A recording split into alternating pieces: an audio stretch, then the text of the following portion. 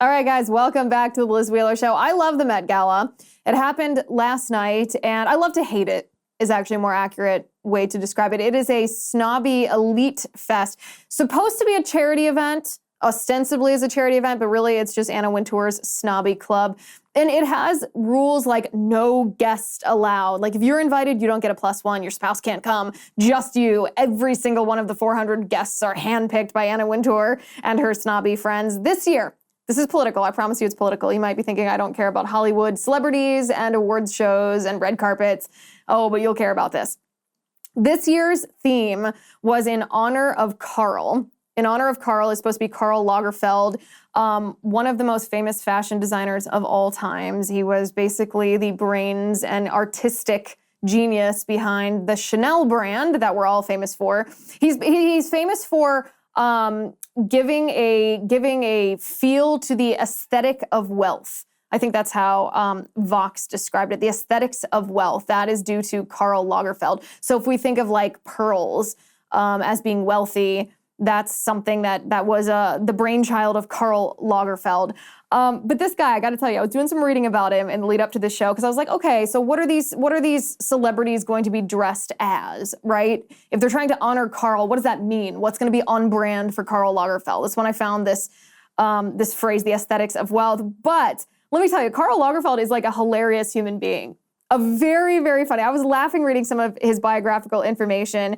And it seems to be the Met Gala, ironically, as woke as they are, the Met Gala, it's where AOC wore the Tax the Rich dress from a couple years ago that you might remember. Anna Wintour is famous for saying that she'd never invite Donald Trump again. Very woke, very Hollywood, very, very leftist. They seem to be ignoring a very anti-woke element of Karl Lagerfeld that made me laugh out loud when I read this. Karl Lagerfeld was openly fat-phobic. That's right, Karl Lagerfeld criticized fat people in multiple ways. He actually, the reason he criticized fat people is because he was criticized for using very thin models to model his clothes. And in response to that, he said, well, no one wants to see a curvy woman. No one wants to see curvy women. Now, he was talking about fat women, not just non-models. But it made me laugh because of what Lizzo wore to the Met Gala. First of all, a couple days ago, let's back up for a second. A couple days ago, Lizzo on Instagram published a video of herself in which she claimed that Lizzo, you can get a picture in your mind of what Lizzo looks like, morbidly obese. Lizzo claimed that she is the new beauty standard. Take a look at this. I just finished showering and doing my little routine, and you know what I realized? I am fucking gorgeous. I am the beauty standard.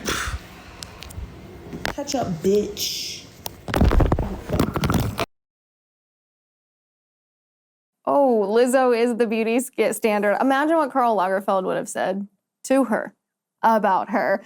So she shows up at the Met Gala tonight dressed like this. Drum roll, please. Let's take a look at Lizzo.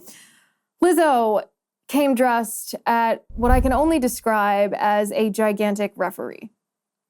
You can see it right there on the screen. A gigantic referee, a black dress, which I suppose is fine in and of itself, draped in pearls, draped in vertical stripes, pearls. She looks like a gigantic referee. I would just die to hear what Karl Lagerfeld had to say about Lizzo because, of course, Lizzo is on this weird political kick where she's trying to, quote unquote, normalize obesity. Not just normalize obesity like don't pick on me because I'm fat or, you know, I'm beautiful inside, it doesn't matter what's on the outside, none of that stuff. She's trying to convince people that objective truth is not objective truth. She's trying to convince people that fat is healthy, that fat is normal, and that if you criticize someone or criticize the idea of being obese because it is so objectively unhealthy, it leads to, heart disease and diabetes and untimely death, that you are some kind of white supremacist, I guess. White supremacist, homophobic, fat-phobic bigot.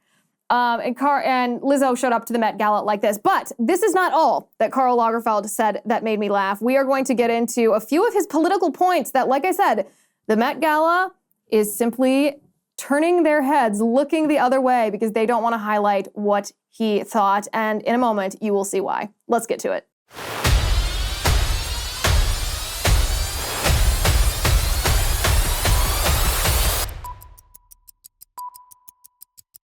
We're sponsored today by Donors Trust. You can go to donorstrust.org/Liz to visit the principled, tax-friendly way to simplify your charitable giving. Listen, we're all conservatives here, most of us, and if you're liberal, you should be listening extra close to this. We want to give our money to charities. We want to determine what happens with the fruits of our labor. We don't want to give it to the greedy federal government. So if you are like me, if you want to give your money to private charities instead of the government, I highly encourage you to open a giving account with Donors Trust. It's very easy. This is how it works. First, you establish your account with Donors Trust. Then through the account, you and your family can recommend grants to public charities. All contributions to the account are immediately tax deductible. You may make grant recommendations to a variety of local or national nonprofit organizations. Giving accounts, by the way, are tax advantaged and they're anonymous. They also make filing taxes simpler because Donors Trust takes care of the paperwork.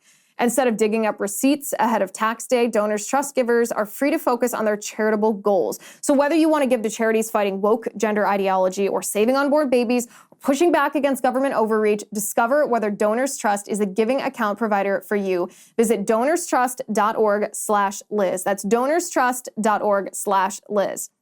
So Karl Lagerfeld, in addition to being quote unquote fatphobic, he said nobody wants to see curvy women, which sounds very harsh. I know. Not all of us are as rail thin as supermodels, and I don't think that that's exactly what he meant. I think that he got a lot more specific about what he went. Let me read you a couple of these quotes. This is pretty funny.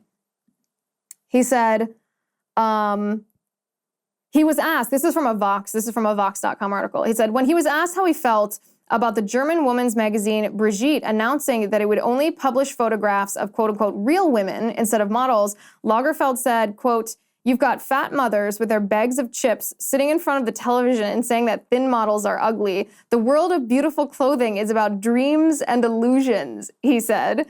He has also blamed fat people for societal woes. Quote, "The hole in Social Security," he said, "is also due to all the diseases caught by people who are too fat." And he said, when he was asked whether this is just killing me because he's not wrong, right? Think about even here in the United States. He was talking about in Europe, but think about here in the United States. Think about our emergency rooms at hospitals. The reason that we have overcrowding, the reason that we have long wait times is actually because of fat people. It's because of people who are morbidly obese, who make the deliberate decision not to take care of their body, to eat unhealthy, to be gluttons.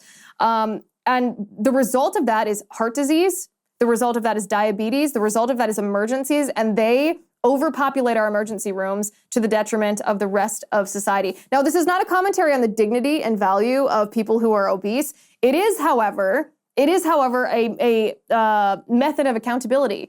And Karl Lagerfeld was not afraid of hurting someone's feelings when he said, listen, this is not just a matter of individual beauty standards. This is also something that is, no pun intended, weighing down our society. That pun is mine, not Karl's. But he was asked in 2012 whether he had a responsibility to hire models who don't appear to be unhealthy, underweight. He said, quote, "There are less than 1% of anorexic girls, but there are in France, I don't know, in England, over 30% of girls who are big overweight, and that is much more dangerous and very bad for the health. So I think today with the junk food in front of TV, it's something dangerous for the health of the girl. The models are skinny, but they're not that skinny," et cetera, et cetera. That's pretty based to blame society's woes on fat people. He also condemned, and this is a view that I will say that I share. He also condemned sweatpants. That's right. He said, quote, "Sweatpants are a sign of defeat. You lost control of your life, so you bought some sweatpants." I wore sweatpants in high school and college sometimes. I don't own a pair of sweatpants now because I agree with Karl Lagerfeld on this. An adult woman should not own a pair of sweatpants. I'm even iffy on yoga pants. I do own 1 or 2 pairs. I'm mostly just to sleep in. But sweatpants are a sign of defeat. You lost control of your life, so you bought some sweatpants. Amen to that, Karl. That's a legacy to be proud of. He also condemned open borders, specifically the migrant crisis that Germany experienced after former Chancellor Angela Merkel opened the borders in Germany. Remember that? And that whole migrant crisis? He said, "One cannot, even if there are decades between them, kill millions of Jews so that you can bring millions of their worst enemies in their place." It's pretty based. He also condemned the Me Too movement. He said, "I'm fed up with it. What shocks me most is all of this are the starlets who have taken 20 years to remember what happened, not to mention the fact that there are no prosecution witnesses." Something to be said there. There's a lot of abuse in Hollywood. I'm not denying the abuse in Hollywood. There's a lot of powerful men who abused and manipulated young women and continue to do so to this day, and that's bad and that's wrong and it should be held accountable. But, are there circumstances where the girls are making allegations just because the Me Too movement elevates them because they're victims? I think Karl Lagerfeld had a point here. So he's a weird guy. He had a cat, a white cat named Chopette. Chopette is the internet, according to the internet, dubs Chopette as the most spoiled cat on the planet. His cat had 2 maids. That's right. Karl Lagerfeld said that his cat didn't like to spend any time by itself. So his cat had 2 maids. The cat had his own iPad in case he got bored. He ate dinner on designer dishes at the table with Karl, lunch and dinner. He had weekly manicures, a private medical consultant, and Louis Vuitton luggage. So I think it's safe to say that Karl Lagerfeld was out of his mind. Karl Lagerfeld was a total nut, but I don't know, reading about his biography, I expected not to like him because he was Hollywood, fashion, designer. I kind of enjoyed getting to know the guy. I kind of enjoyed researching it. And what's really funny is Jared Leto showed up to the Met Gala last night dressed, yes, as Karl Lagerfeld's cat, Chopette. You can see this on the screen. I laughed so hard when I saw this. I immediately wondered who it was. I wasn't sure who it was when he first showed up, but of course it was Jared Leto. I don't know all celebrities, but I am familiar with him. So that's pretty funny. I think he might be the only one who actually stayed on theme. You're supposed to dress on theme. It's almost more of a costume party than any other kind of event. And this is the epitome of in honor of Karl. So I thought what we would do is we would take a look at some of these outfits because the outfits that people wear are an illustration. They exemplify some of the cultural issues inherent to the Met Gala. Plus, let's be real, it's just fun to criticize how ridiculous celebrities look. So we're going to get to that in just a second. But guys, you have to get this for Mom for Mother's Day. I've got 2 words for you: Cozy Earth. The softest, most luxurious, and responsibly sourced bedding and loungewear on the planet. I know I'm always raving about Cozy Earth bedding, but I am not alone. There are over 5,000 5-star reviews on their website, like this one from Allison. Allison says, I love them. The softest, most comfortable sheets I have ever slept on. Guys, I have Cozy Earth sheets on my bed at my house right now, and I'm telling you this because I love them and I know you will too. Cozy Earth bedding is made using only the finest bamboo. No wonder top designers choose Cozy Earth. Their bedding is naturally temperature regulating, so you'll sleep comfortably all year round. I sure do. Whether it's their luxury sheets, their loungewear, their pajamas, or plush bath towels, you will love shopping at Cozy Earth. Cozy Earth is having a huge Mother's Day sale going on now. You can save up to 35% with my promo code Liz35 at CozyEarth.com. Just go to CozyEarth.com, use my promo code Liz35 at checkout for up to 35% off your order. That is CozyEarth.com, promo code Liz35. Okay, so let's get to the part of the show that I've been looking forward to all weekend. That is, let's criticize some celebrity dresses because, as I said, this is not just fun to criticize.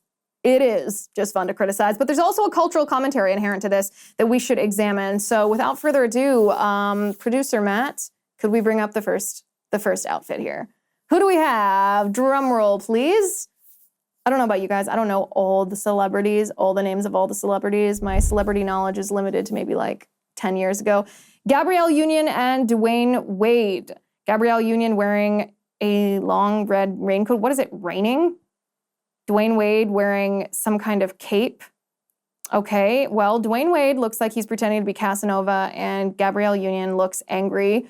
But they trans their kids, so I'm going to rate that one ugly. Nicole Kidman is next. Oh, Nicole Kidman looks nice. The top of it's like a nice outfit. It's sort of a fluffy feather duster looking dress, but it's missing a piece in the front on the bottom. It has this weird V towards the feet, so that gets a medium rating for me. I don't think there's any cultural commentary there. And she has a kid with it. I think her kid is named Apple, or is that Gwyneth Paltrow? I don't remember. They kind of look the same to me.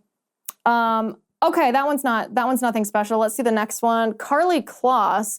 Oh, Karlie Kloss is married to Jared Kushner's brother, I believe, and she announced her pregnancy with her second child at the Met Gala. She's wearing some kind of black ensemble. It's not that cute. Draped in pearls. I gotta tell you guys, this is not a cultural commentary. I do not like pearls. I don't know why. I have actually engaged in self-examination, like what is it about pearls that I don't like, but I do not like them. I don't like a pearl necklace. I don't like a single pearl. I don't like pearl rings. I don't like pearl earrings. I just don't like them. I do not think they're cute or pretty or beautiful. And all of these people at the Met Gala were covered in pearls. Keke Palmer actually looks kind of retro. She looks like from the 80s. She looks pretty cute. And I think that she just gave birth, right? There's nothing too special or anything about that. She looks like she's dragging a bedsheet behind her for her cape, but that one's a big whatever from me. Nothing too special there. Penelope Cruz. Okay, Penelope Cruz, we're just playing these pictures in any order. She actually wins. She's my favorite outfit of the whole night. She's dressed in a beautiful, beautiful wedding gown and a beautiful veil, and her makeup is pretty. She is actually exemplifies what I think celebrities should look like on the red carpet, which is the prettiest version of themselves. So makeup that's flattering to their faces, dresses that accentuate their curves, that are just beautiful. I think she looks stunning. It's like a Chanel thing too, right? That outfit. So in honor of Karl right there. What do we got for the next one? Let's get to some of these political ones. Who's next? Naomi Campbell. She looks pretty. Nothing political about that one. She looks pretty. Kind of a pink dress with what looks kind of like a bunch of tin cans up on the top. I don't know that there's anything political about that one. Let's keep going. Next photo. Maud Apatow. Oh my word, this is the most hideous dress. What is that arrow pointing to? So for anybody listening to the show, it's a black dress, sort of a black sheath dress with cutouts on right at the waist, like right at her hip bone up to her rib cage cutouts, and then a giant arrow pointing down. Like, what is she reminding us that she has lady parts down there? That is grotesque. That is hideous. Totally hideous. Okay, what's the next picture? Next picture. How is that in honor of Karl? Ben Platt, I don't even know who that person is, wearing an ugly white space suit. He either looks like he's about to do a moonwalk or he is wearing a too small milkman outfit that was put through the dryer. The pants are wrinkled and the jacket is too short.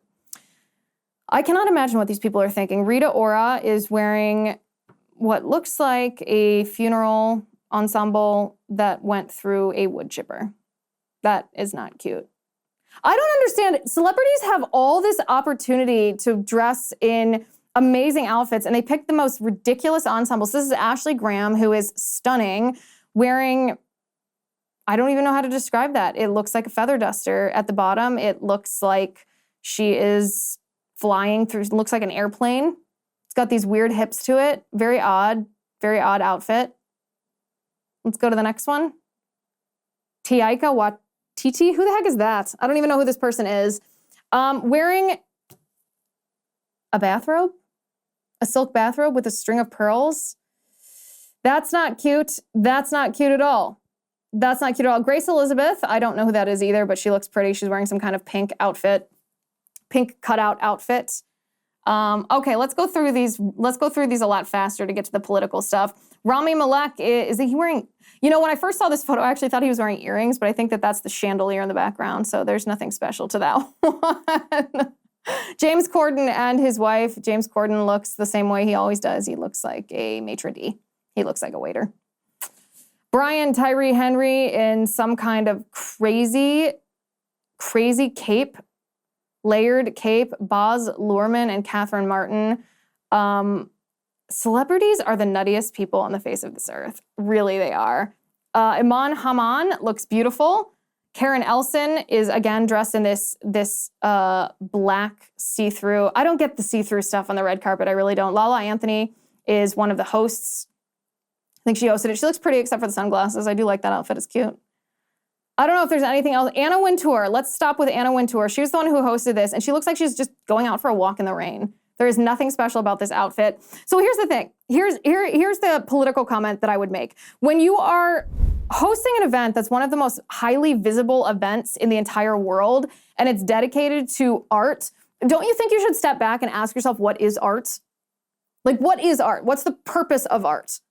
Art is supposed to serve maybe a political purpose. It's supposed to display truth. It's supposed to display beauty. It's supposed to make you think about things in a way that you haven't, from a perspective that you might not have organically viewed reality and earth. But I don't look at what happened at the Met Gala and think that is beauty, that is reality, that is truth, that is perspective. I don't look at that and think that's art. some art doesn't have to be like organically pretty. When I say beautiful, it can be truth and beauty juxtaposed in the battle of good versus evil, where good triumphs, right? Like art doesn't have to be something that's just a painting of flowers. Art can be something that's moving, as long as that message moves you towards good and not evil. I don't think the Met Gala, I think the Met Gala has lost sight of what art is and what truth is and what beauty is and what reality is. And honestly, if you want to know the definition of art and truth and beauty, you should ask the Catholic Church, who were essentially the ones who invented art, invented the sort of political way that you can express beauty, either by fashion or by, painting, canvas, sculpture, architecture. And maybe Anna Wintour needs to revisit that. The funniest part of all of this, I know that this isn't a terribly political segment. The funniest part of all of that is that Hollywood, the epitome of woke, honored Karl Lagerfeld, who was pretty much anti-woke, especially in his abject fat phobia that they just conveniently ignored because they wanted to dress up in his designs, even as Lizzo showed up dressed as that referee. Okay, let's talk about Hunter Biden. And Hunter Biden went to court this week. He went to Arkansas because he fathered a child that he refuses to acknowledge. We're going to talk about that in just a second. But first, I want to talk about Genucel. Ladies and gentlemen, you can go to Brazil or Colombia. You can get crazy stuff done to your face. But why on earth would you do that? Now you can look years younger right before your eyes during the Genucel Mother's Day sale. Here's a real review from Genucel.com. Let me read it to you. Claire says, I absolutely love Genucel. My skin feels so good, tighter, younger, with a more even tone, and I only used it for a week. My advice, Claire says, for everyone is take a before picture. It's true. Nothing works like Genucel because it is a family recipe for over 20 years. It's made by a compounding pharmacist in small batches. It's always safe, it's cruelty-free, and it's natural. Now you can go to Genucel.com/Liz and save over 70% off Genucel's most popular package during their Mother's Day sale. Every most popular package features their ultra retinol and dark spot corrector, so don't wait. Go to Genucel.com/Liz. You can also get a complimentary Spa Essentials box with every package order from now until Mother's Day, plus free upgrade to priority shipping. That's GENUCEL.com/Liz, Genucel.com/Liz. Okay, Hunter Biden went to court in Arkansas this week because he fathered a child, a little girl who is now 4 years old. The little girl's name is Navy Joan. He fathered a child with a stripper whose name is London Roberts. This paternity, Hunter Biden's paternity, has been confirmed. Hunter is, without a doubt, the father of this little girl. He was forced by a court-ordered DNA test confirmed that Hunter Biden is in fact the father. And you would think that that's what it would take, right? You would think that if Hunter Biden had sex with a stripper who got pregnant, kept the child, and told Hunter Biden that she had his child, that he might deny it up until the point that the court forced him to take a paternity test. But once he did, how dare you deny this child? You fathered this child, but Hunter Biden refuses to give Navy Joan, this little girl, the Biden family name, even though she is a Biden. Whether or not she is denied the use of the last name, she is a Biden. She is Hunter Biden's child. She is the granddaughter of the President of the United States, who, by the way, is also denying her lineage, her Biden lineage. Joe Biden, at Christmas time, this was especially evident. At Christmas time, Joe Biden hung stockings in the White House with the names of every one of his grandchildren, except for Hunter Biden's daughter, Navy Joan. Included on this stockings, included on this hearth, on this fireplace where all the stockings were hung, were stockings that included even stockings for the dogs and the cats that the Biden owned. So the Biden dogs and the Biden cats get stockings, but the Biden granddaughter, confirmed by a paternity test, Hunter Biden's daughter, does not. It's so grotesque. It's so hideous. That is one thing when you think about Hunter Biden doing what he does, like using crack and making money off of corrupt business practices and filming himself doing sexual things because he's a gigantic, disgusting, pervert crackhead. But to subject a child to this is just the epitome of evil.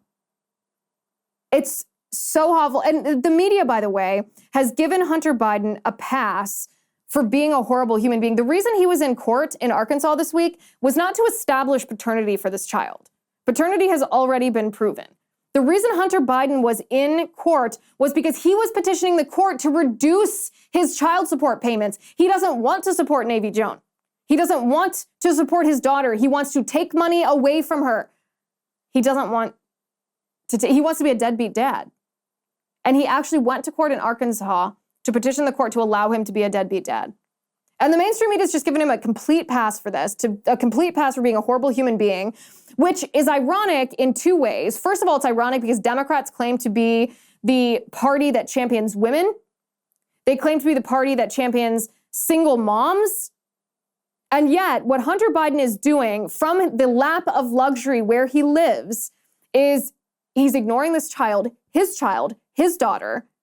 He's making it very difficult for Navy Joan's mother to support her. He has abandoned the family, and Democrats who claim to care about women and children and single moms are just silent. They're completely silent. Joe Biden himself, throughout his political career, has made it a habit of criticizing deadbeat dads. That is a policy Joe Biden has been talking about for decades. And yet when it's his own son, when it's Hunter Biden, the crack-smoking, deal-making, corrupt son of a son, Joe Biden suddenly doesn't care about deadbeat dads anymore. All Joe Biden would have to do is tell Hunter Biden that he will be cut off if he does not support his daughter. But Joe Biden deliberately chose not to do that. Now, this story is hideous in and of itself because Hunter Biden is just the most despicable human being. The Biden family, by extension, they can read the news just like we can. They know that Hunter Biden fathered this little girl. They know that a paternity test confirmed that it is Hunter Biden's child. They know that Navy Joan is their granddaughter. And they are deliberately choosing to ignore it. There's another element of this. So when Hunter Biden goes into that court, when he went into that court in Arkansas to petition the court to reduce his child support payments, one of the procedures that typically happens in a proceeding like this, a court proceeding like this, is the court gains access to Hunter Biden's financial records. What kind of financial shape is he in? What kind of assets does he have? What's his income? Where's it coming from? How consistent is it? To determine what percentage of that or what amount of money Hunter Biden owes to his daughter, Navy Joan, in support payments because he has otherwise abandoned the child's mother. So perhaps this is why Joe Biden is giving Hunter Biden a pass on being a deadbeat dad. Perhaps this is why the media is giving Hunter Biden a pass for being a horrible human being, even though they claim to support women and children, except when it's a Hunter Biden woman and a Hunter Biden child. But perhaps the reason Democrats and the media are ignoring this story is because this plausibly could lead to a financial examination of Hunter Biden's records, his monetary paper trail, if you will. And boy, oh boy, does Joe Biden not want that to happen. Boy, oh boy, does the mainstream media not want that to happen, because what would happen is the court would establish for certain the truth that we already know, that Hunter Biden's laptop is in fact Hunter Biden's laptop. It is authentic. The information on it shows us that Hunter Biden not only engaged in pay-to-play business deals, he not only sold access to his father's administration and the Obama administration when his father was vice president to foreign companies tied to foreign nations who are adversaries of the United States, Ukraine and China, but that the quote-unquote big guy also financially benefited from these deals. So not only was the national security of our country put at risk, the vice president of the United States, who is now the president, financially benefited from this corruption. We know it's true. It's been established beyond any doubt at this point that the Hunter Biden laptop is authentic. It is Hunter's laptop. That's on it. The evidence on it is correct. It is accurate. It is real. But what has the mainstream media done? The mainstream media spent the entire summer and early fall of 2020 telling us that the Hunter Biden laptop was fake, that it was Russian disinformation. They censored it on Twitter.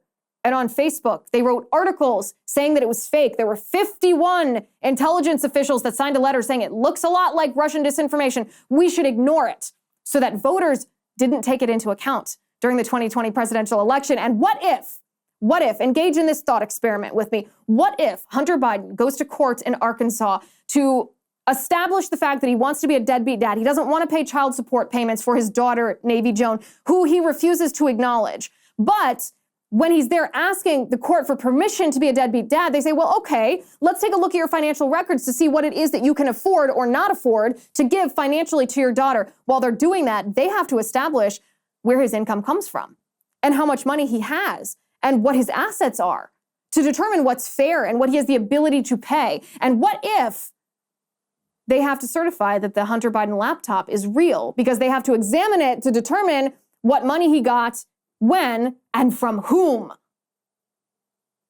Well, no wonder then the media doesn't want us to know about this. No wonder the Democrats are being silent on this, because who's going to be in the crosshairs? Who's going to be the guilty party when this is established by a court of law in the United States of America? The mainstream media are going to be humiliated, and the Democrats are going to be caught in a web of corruption that is inescapable. So suddenly it makes a little bit more sense why Hunter Biden going to court in Arkansas to request that the court allow him to be a deadbeat dad has just been completely buried, dropped on the cutting room floor at newsrooms across the country before any news editors even could have a chance to touch it so that it doesn't burn their fingers.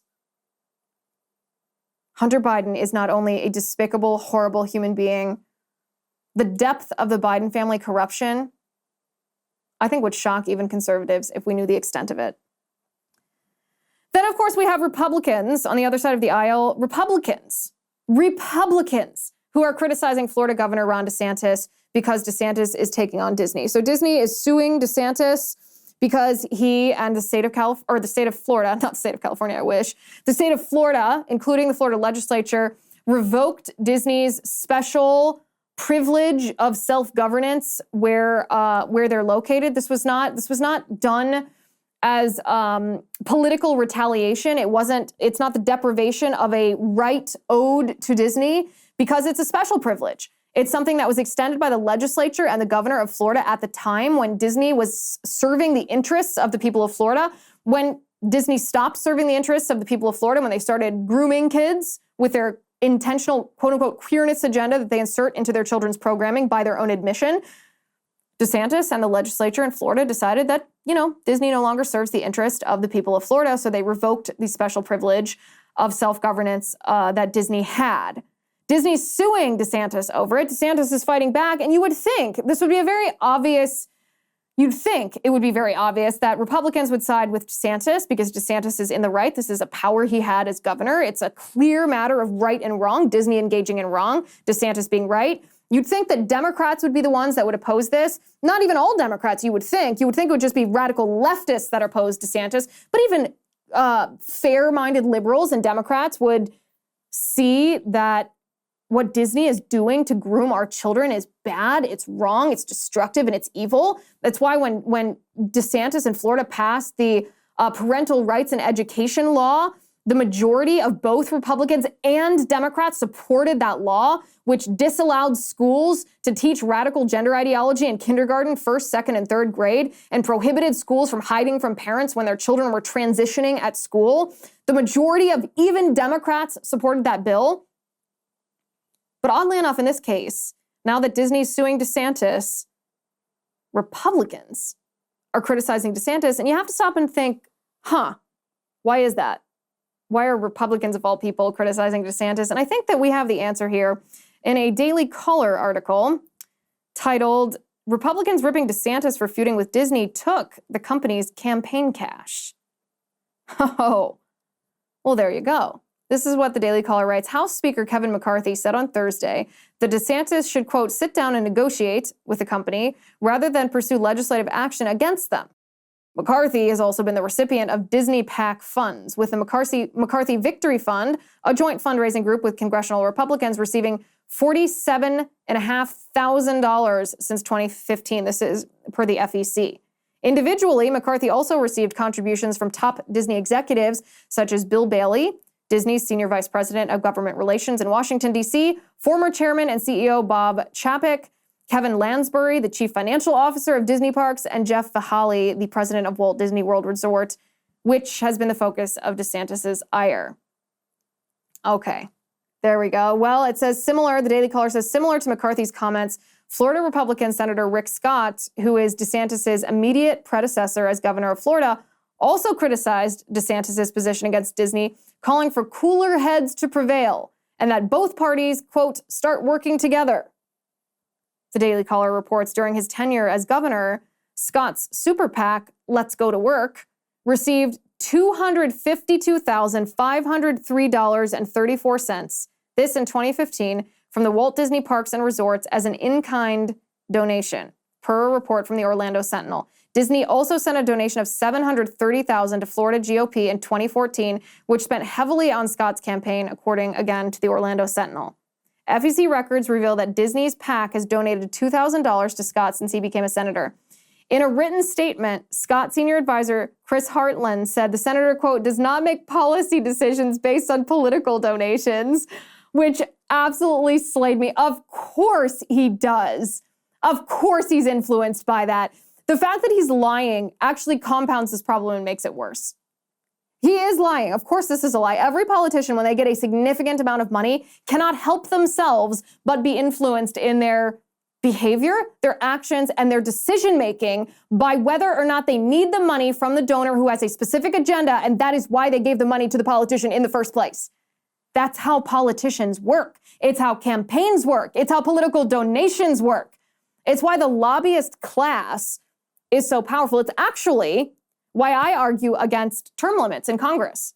I know this is very counter to a lot of Republicans and a lot of conservatives who say, you know, we would solve the problem of politicians profiting off their office if we restored the idea that politicians are just supposed to be from among us. They're not supposed to be career politicians. They're not supposed to be professional politicians. They're supposed to have a career, have something that they do, then take a season to go serve in Congress, and then come back and continue their career. A lot of conservatives and Republicans say the solution is term limits, and I don't agree with that. I think that career politicians are a problem. I think their corruption is a problem, but I don't think that putting term limits on would solve the problem of corruption, because everybody surrounding that politician, all the political money, the lobbyists, the infrastructure that teach politicians how the system, how the game works, it's that money that would become really powerful then. It would be the lobbyists that would become really powerful then. It would be the infrastructure influenced by the lobbyists who would become really powerful then. The same money controlling the politicians would still control the apparatus that helped newbie politicians, naive politicians know how to do their jobs. So a little bit of a divergence there. But of course, Senator Rick Scott is influenced by campaign donations. Obviously, he is. The Daily Caller goes on to say, Scott and McCarthy's comments have been echoed by another top congressional Republican, Senator Lindsey Graham, a close ally of former President Trump, who is running for president again in 2024 and has criticized DeSantis' actions against Disney in anticipation of his primary challenge. Graham, who said that he understood Disney pushing back against Florida's GOP-backed legislation to crack down on the company, has received $14,000 from Disney's PAC over his senatorial career. Of course he has. Of course he has. Republican Senator Marco Rubio of Florida, according to the Daily Caller, who recently suggested that DeSantis' actions could be seen as problematic to businesses, has received $20,500 since 2016 from Disney, of which $11,000 was donated to his most recent election campaign. The money was formally donated by the Walt Disney Company Employees PAC, a political action committee run by Disney's top executives that was organized in 1993 by the then CEO. A PAC officially affiliated with Rubio, known as the Reclaim America PAC, has received $35,000 since 2011, with the funds being used to support his re-election campaigns and donate to other candidates. The list goes on and on. It's kind of funny, isn't it? Funny, not funny. Almost every Republican criticizing Ron DeSantis and his so-called feud with Disney has Disney's money in their pocket. You are kidding yourself if you believe that having Disney's money in your pocket makes no difference in your position on this issue. I, for one, really am glad to see which candidates and politicians can be swayed by money and which ones are true to their principles. I'd rather know that Marco Rubio and Rick Scott and Lindsey Graham and Kevin McCarthy are in the pocket of Disney because of their money than wonder if they're base and wonder if we can count on them. Now we know. Now we know. Now we know. The Republicans criticizing DeSantis over holding Disney accountable. Remember what Disney is doing here, too. This is not just a little tit for tat situation. Disney is propagating queer theory and critical race theory on children across our nation. Disney's incredibly powerful. They're incredibly influential in shaping the hearts and the minds and the belief systems of young people who consume their content. And when they insert actual intellectual, ideological poison intentionally into their programming, then you would think Republican politicians who stand opposed to the Marxism would actually stand opposed to the Marxism. But only Ron DeSantis is the one doing it. McCarthy's not. Rick Scott's not. Lindsey Graham's not. Marco Rubio's not. Because perhaps they don't acknowledge or understand the reality of the political enemy that we face and how incredibly powerful Disney is in distributing and propagating the neo-Marxist ideology whose goal is the destruction of our country through the destruction of culture, through the destruction of children and children's innocence and children's beliefs about sex and whether men can be women and women can be men and what nuclear families are and what your skin color means about you and your beliefs and your behavior. This is nasty stuff. And perhaps it should come as no surprise that the people criticizing DeSantis have Disney's money jingling in their pockets. All right, guys, make sure you subscribe to the show. Go to Apple Podcasts, click that subscribe button. Go to rumble.com/Liz Wheeler. Click subscribe over there, too. Thank you for watching today. Thank you for listening. I'm Liz Wheeler. This is The Liz Wheeler Show.